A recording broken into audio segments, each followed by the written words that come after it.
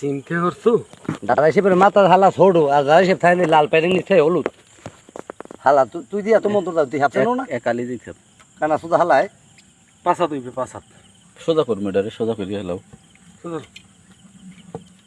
লগের ডাবার আছে নি এনে তাই লগের থাকার কি দোন লগেরটা ভালো লাগবে দেখছেন হাফ হান কি কত দূর।